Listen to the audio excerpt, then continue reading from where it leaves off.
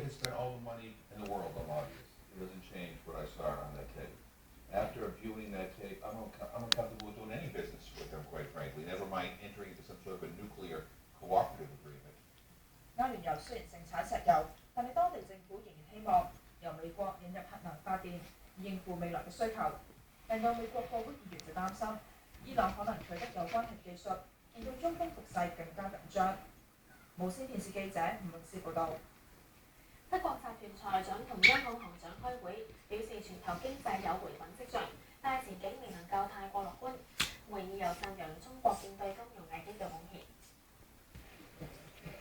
美、英、法、德、加拿大、意大利同日本七大工業國財長同央行行長喺華盛頓會面，討論落實呢個月初喺20國集團峰會提出嘅措施。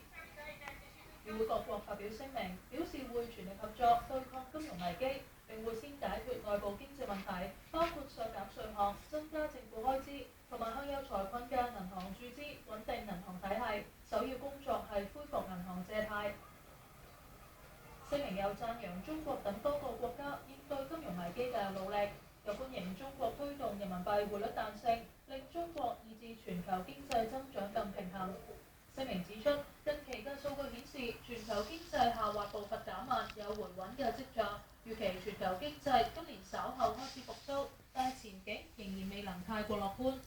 Financial conditions in some markets have shown modest improvement, and these are encouraging signs. But it is too early to say the risks have receded.